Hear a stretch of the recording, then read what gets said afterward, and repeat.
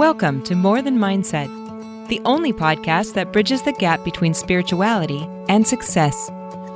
Go beyond the mind with clarity and confidence coach Kim Guillory and learn how to integrate your passion to serve with your skills and experience to create a business you love. Let's get started. Well, hello again, and welcome back to the show. I am here solo this week, just me and you. I wasn't even sure that I would get this out today because it is snowing in Louisiana and we were out of electricity. But it came back on just in time. The snow is melting and I can actually hear the cars behind me and it doesn't sound so sloshy. So I do believe the sun came out and got rid of some of that for us. So just so you know, I don't love it. I'm not real excited about cold, ice, snow, none of that stuff. Anyway, so let's get started on today's topic. I want to talk about conditioning, human conditioning, and about deconditioning. Then I'm going to give you some things to check out and to do. So let's talk about the conditioning and the deconditioning process and what that looks like.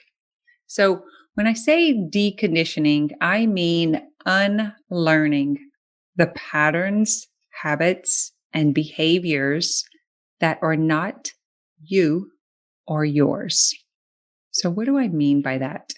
Guys, we have been taught by society, by our parents, by religion, by school, maybe even our friends, or whatever we were indoctrinated into. We have been conditioned from the start. And I think we are just waking up to this idea, or a lot of us are, noticing what's not working, especially with this past year or two and what we've seen. We recognize the systems that were not working, right? We were just playing the part. It's like it was okay to just wear the mask and walk along and do what everyone else was doing. But here's the problem. That is why we get sick. That is why we get depressed. So I think there are more people than ever that are beginning to wake up. I have been toddling, pivoting, whatever. I'm not even sure what word I want to use, but I have been playing with this idea since I think it was 2011. I had a kind of weird experience or awakening that I couldn't deny. And I remember writing down, Lord, help me to hide this because I really didn't know what to do with the information. I felt like something really big had happened. I did not feel like the same person. And I wasn't sure where to go. I do remember I went to the priest and I went to a counselor and I tried getting feedback from friends, those that I was close with, not just everyday people, because they would have thought I was crazy. So that was kind of where the big changes started with me. And I journaled through this process. I did a lot of my own research, with books and self-help and religion, Christianity. I studied the Bible. I compared one Bible to the other. I wasn't, really sure of what was truth, what we had been told, what was real, what wasn't. And I had been sick, like physically sick. And I went to my rheumatologist and he told me to get the book by Pema Chodron, When Things Fall Apart. Is it Pema? I think it's Pema. When Things Fall Apart, and to begin meditating. And that is exactly what I did. He told me that it was self-inflicted. It was a condition of behavior. And that was like, wow to me. I was like, are you saying I'm a hypochondriac? Like, are you saying I'm doing this to myself? I was like, so what did I do? I started to question. I never did like labels or boxes. That never worked for me. Someone telling me how I was supposed to be or who I was supposed to be or how I was supposed to act or what I was supposed to like it just didn't work. I never wanted to be forced or locked down into believing what didn't feel right for me. I wanted to question what didn't make sense. And that was not always welcome. And you guys probably know that even today when we go even to the doctor's office, right? If we question, it's like we're being defiant or, we're being resistant to that kind of thing. But sometimes we just question because we want to know. So I wanted to be free to experience. I wanted to know more about what I was curious about, and I wanted to explore. I wanted to understand. I wanted to know for myself. The rules never really made sense unless I understood the reason behind them. I remember searching when I was, we were always told about not having sex and not having sex. And I was like, I wanted to know why. Where does it say that? Show me in the Bible where it says that. Oh, geez. My mind was just active and I didn't have really any training, parental training of what I was supposed to think or not think or do or not think. So I wasn't conditioned early on in the same way that I was when I became older and started looking for the reasons why I felt like I didn't belong. And so I thought other people maybe knew something that I didn't. So I was like trying to be part of something. Lord have mercy. If I could tell you guys some of the stories, the things that I got into. So I would say that around 2000, between 2010, 2012 is when I really started to question. And you can call this whatever you want. I understand that some people will not be comfortable when I say it's okay to question everything. It's okay not to be put in a box. It's okay to make different decisions or to walk away from something that's not working. And they may call it dangerous, right? They may say that's what's wrong with the world. That's what's wrong with people. I call it living. And this is something that I'm passionate about. I want to share it.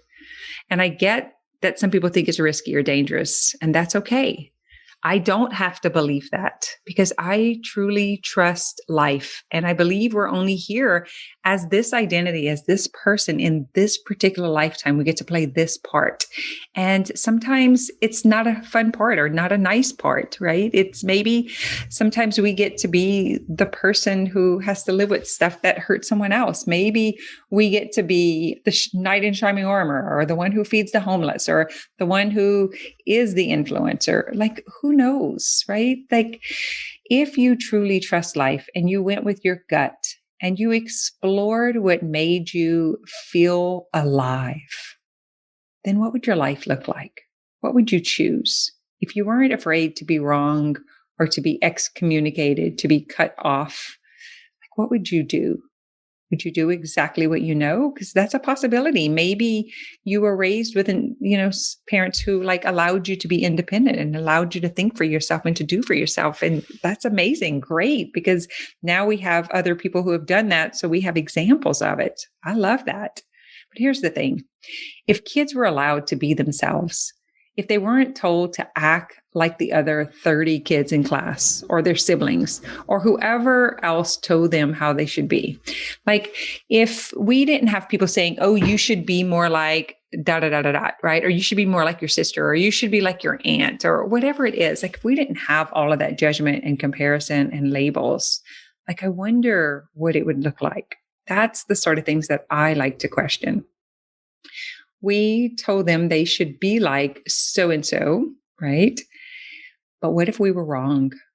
And that's the very reason that we have so much suffering, so much sickness, and so much sadness in humanity, because we're telling people how they should think, how they should act, where they should live.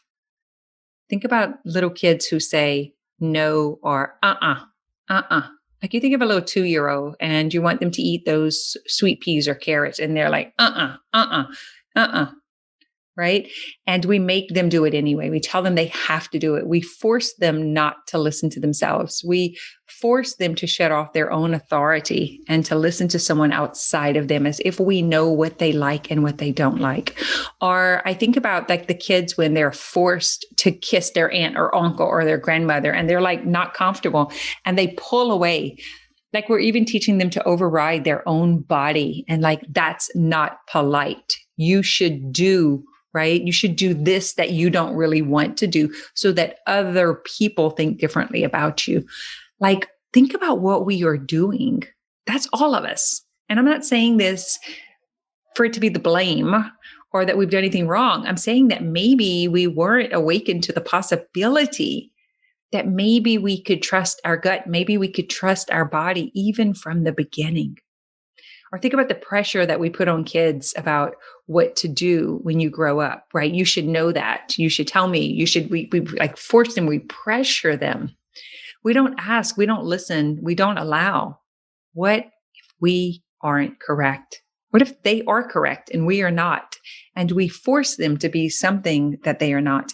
I think about all the suicides and all of these young adults, kids, even elderly that have lived a lie their entire life because they were trying to do what someone else thought they should do. They were trying to hide the essence of who they truly were in order to fit in order to not be left out or not be picked on. But seriously, what if we didn't know better? What if we quit trying to tell others what they should do and allow them to choose for themselves?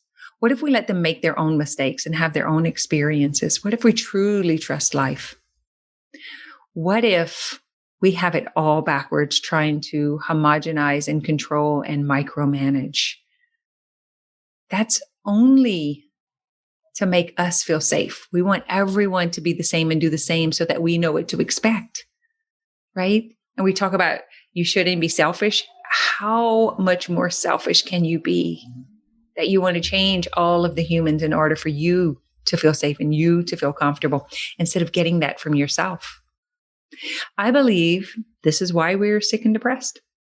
I believe that is why there is so much sickness and depression and suicide and lack of fulfillment, so much scarcity, so much fear, so much settling. How many people are in a career that they hate because they feel like they have to settle? And how many of them are sick because of that?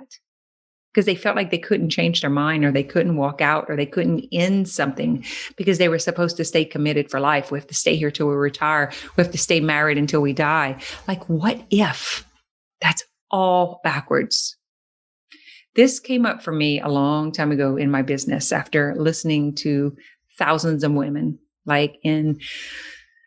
I've had, cosmetology, doing nails, like hundreds, thousands of people who came through with the fitness or the tanning or, I'm talking like 20 something years of women, seeing them on a daily basis, hearing the same story, how they were so not happy, but it was the right thing to do. They needed to do it for the children. They needed to do it for the partner. They needed to do it for their boss or whatever, but they were so not happy. But they continued. They stayed in the relationship because it's all they knew. It's the best that they could do or anything like that. Like, really think about this. How many teachers do you know who are still teaching and they're so sick and they cannot stand to go to work and they're being diagnosed and they have all of these medications and it's all because they're not satisfied and they're overriding what they know. This is how I became interested in astrology and human design and gene keys and all of the deconditioning processes. This is how I got involved with yoga and meditation and finding presence. Because I was so sick. I was seeing my clients who were so sick. This had been going on for a couple of decades. And it's like there comes a point where the suffering is so intense that you just have to do something about it. You can't just keep overlooking it. So it was to heal myself and then to lead the way for others, to know that they could heal themselves too, to know that the process might be a little yucky. It might be a little ugly. It might be a little messy. We heal by becoming who we truly are, and then we can have a natural death. We heal by unlearning, by taking personal responsibility for our health, for our wealth, and for our relationships. And for growing our spiritual lives to become deeper, more meaningful spiritual beings. It's not about knowing more or learning more. It's not about learning a new system or mouthing off more scripture or what this author said or that one did or what is the new dogma. That's not what I'm saying. It's not about learning something intellectually. We know enough. We're overwhelmed by all of the information. It's everywhere's. Sign up for this, get this freebie, come and do this, get it right. It's everywhere's. The bookstores are filled. Online is filled. YouTube is filled. It's everywhere. It's not about knowing more and learning more with the mind. It's about embodying who you truly are. And by embodying, it's like, I'm talking the body, the physical body, your soul essence and your physical body becoming one, uniting.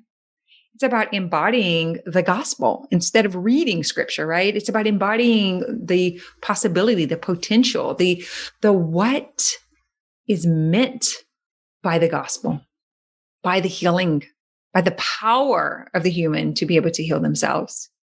It's about embodying the promises. We got to quit talking about it and start being it, being happy, being well, being whole, being wealthy and abundant. I used to think this was not available for me. And I know some of you think the same thing, but I promise you it is. It's for all of us. But you have to get over the BS. And by BS, I mean the belief system. So yeah, it's bullshit too, but it's the belief systems that are not yours. That's the BS. This is your job, not anyone else's job. No one else's job. No one else is responsible for this. It's you. It's not the government. It's not the insurance. It's not the coach or the parent, or it's no one else's. It's yours.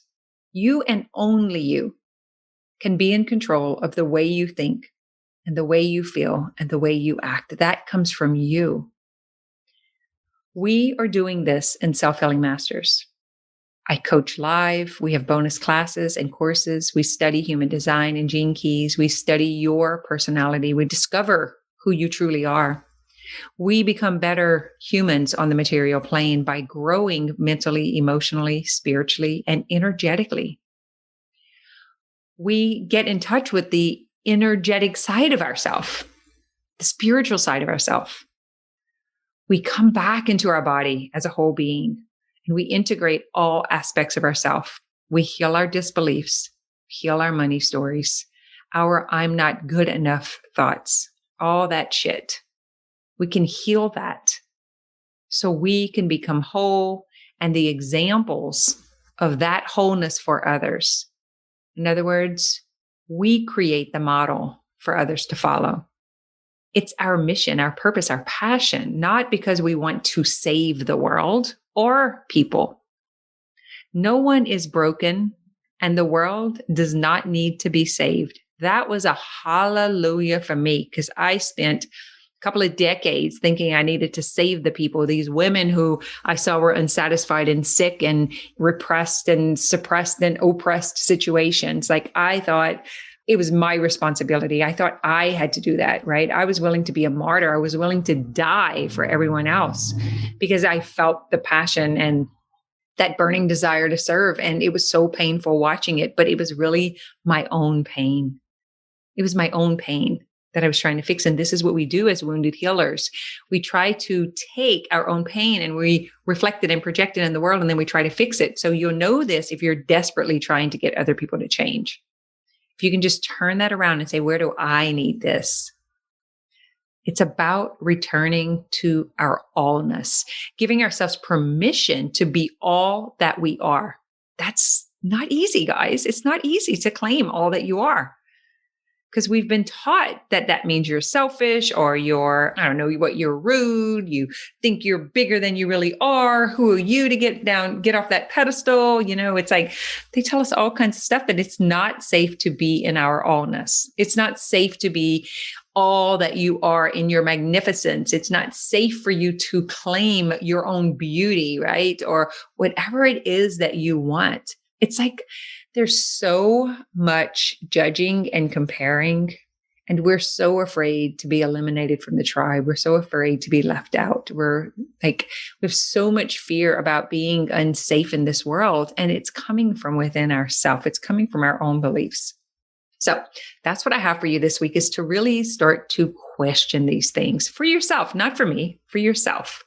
So I told you I was going to give you a couple of things to check out and to do. So one is to Google human design chart. This is absolutely free. You're going to need your birth time. So I want you to put the information in here. You can go back a few episodes back. Danielle and I did a podcast on human design, and we have lots of courses in Self-Healing Masters on it. We have more coming out. We've already recorded. You can get these for I think they're like $99, but if you're in Self-Healing Masters, you get everything for free. So it's all included. But if you wanted just to check out, like, what is human design and how does this pertain to me, then you can just come into, we'll put the links below, and you can just go and check out my member vault and you can find one of the courses that you want. But pull up your chart and then come to More Than Mindset. If you're not ready to invest in anything, just come to More Than Mindset. It's absolutely free. It's a Facebook group. And just say, hey, I heard the podcast and here's my chart. What can you tell me? So the group is called More Than Mindset. Myself and all of the coaches are there, and Danielle is there. She reads charts. So that's one thing, is go to human design chart, fill it out, pull it up. It's going to look like another language. That's okay. Come to the group. The second thing that I want to offer you is, if you are not on Clubhouse yet, you need to get on Clubhouse. If you need an invite, come to the More Than Mindset group and say, hey guys, I need an invite. I have to get in. Once you get to Clubhouse, follow me. It's the @ Kim Gilry. And then click on the bell next to my name and choose always. And you will get a notification every time I open a room.